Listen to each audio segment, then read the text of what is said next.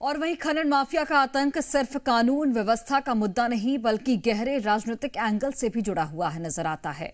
विपक्ष इसे सरकार की विफलता बताता है जबकि सत्ता पक्ष कार्रवाई के दावे करता है। लेकिन सुप्रीम कोर्ट के संज्ञान के बाद सवाल यही उठ रहा है कि क्या राजनीतिक इच्छा शक्ति की कमी ने खनन माफिया को इतना बेखौफ बना दिया है। दिखाते हैं रिपोर्ट।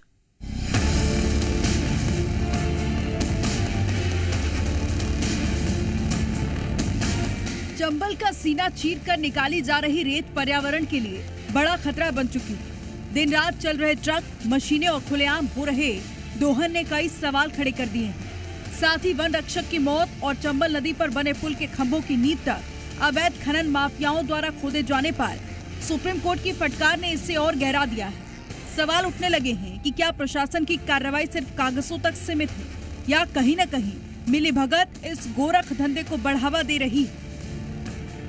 सुप्रीम कोर्ट ने सोमवार को मध्य प्रदेश में अवैध रेत खनन को लेकर कड़ी नाराजगी जताते हुए इसे चौंकाने वाली स्थिति और राज्य सरकार की नाकामी बताया। अदालत ने टिप्पणी उस घटना पर की जिसमें एक वन रक्षक की मौत हो गई और चंबल नदी पर बने पुल के खंभों की नींव तक अवैध खनन माफिया खोद रहे हैं।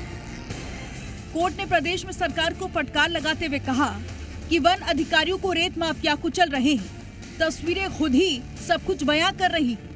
ये बेहद चिंताजनक स्थिति है। अगर पुल फिर गिराया तो इसकी जिम्मेदारी कौन लेगा? ये सब सरकार की नाक के नीचे हो रहा है। जब आपके पास रोकने के साधन ही नहीं है तो राज्य सरकार का अस्तित्व क्यों? रेत खनन मामले में सरकार को कोर्ट ने फटकार के बाद पूर्व मंत्री कांग्रेस पीसी शर्मा का बयान सामने आया। उन्होंने कहा कि सुप्रीम कोर्ट हो या हाई कोर्ट, बीजेपी के नेता जो उत्खनन कर रहे आरक्षक को ट्रैक्टर से मार दिया, ये नहीं रोक पाए तो कोर्ट भी नहीं रोक सकती। सुप्रीम कोर्ट हो या हाई कोर्ट, ये बीजेपी के नेता जो उत्खनन कर रहे हैं, जिन्होंने एक आरक्षक को ट्रैक्टर से मार दिया, लगातार चल रहे हैं, ये नहीं रोक पाएंगे। कोर्ट भी मैं बड़े सम्मान के साथ कहना चाहता हूँ, कोई अवमानना नहीं कर रहा हूँ, लेकिन कोर्ट भी इनको वो करने से रोक नहीं पा रहा है। वहीं कांग्रेस के आरोपों पर बीजेपी प्रवक्ता अजय धवले ने पलटवार करते हुए कहा कि मामले में सुप्रीम कोर्ट ने स्वतः संज्ञान लिया है। जो भी दिशा निर्देश होंगे उसका पालन किया जाएगा।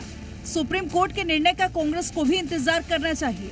देखिए, माननीय सर्वोच्च न्यायालय के जो भी दिशा निर्देश लीगल माइनिंग के विषय में रहेंगे, मध्य प्रदेश की सरकार प्रतिबद्धता के साथ में उन दिशा निर्देशों का पालन करेंगी। हम समय समय पर ऑनरेबल एनजीटी की गाइडलाइंस रहे, सर्वोच्च न्यायालय की जो लीगल माइनिंग को लेकर गाइडलाइंस रही है, एनक्रोचमेंट को लेकर जिस प्रकार से रही है, इकोलॉजी की इम्बैलेंस को लेकर जो गाइडलाइन रही है, उन दिशा निर्देशों का पालन करते हुए मध्य प्रदेश की सरकार किस प्रकार से हम नदियों का जो उत्खनन का विषय है उसको रैशनलाइज करने का काम करिए, हमारी सरकार की प्रतिबद्धता का साथ में हुआ काम है। सुप्रीम कोर्ट ने सुओ मोटो कॉग्निजेंस लिया और निश्चित रूप से मध्य प्रदेश की सरकार जब अपना उत्तर उसमें प्रस्तुत करेंगी तो बहुत गंभीरता के साथ में जो अवैध उत्खननों पे हमने कार्रवाई की है, किस प्रकार से मध्य प्रदेश में अवैध उत्खननों को रोकने के लिए मध्य प्रदेश की सरकार स्पष्टता के साथ में माननीय मुख्यमंत्री जी के दिशा निर्देशों में काम कर रही है और अवैध उत्खनन का जो विषय है उस विषय को किस प्रकार से गंभीरता के साथ में डील करना है, मध्य प्रदेश की सरकार कार्य कर रही है। फिलहाल सुप्रीम कोर्ट की फटकार के बाद प्रदेश की सियासत गर्मा गई है। पक्ष विपक्ष में बार पलटवार शुरू हो गया है। लेकिन देखने वाली बात होगी कि क्या सुप्रीम कोर्ट फटकार से प्रशासन जागेगा और प्रदेश में हो रहे अवैध खनन पर सख्त लगाम लगाएगा या फिर यूं ही अवैध खनन और हत्याएं होती रहेंगी और चंबल नदी का सीना छन्नी होता रहेगा। ब्यूरो रिपोर्ट, जी मीडिया।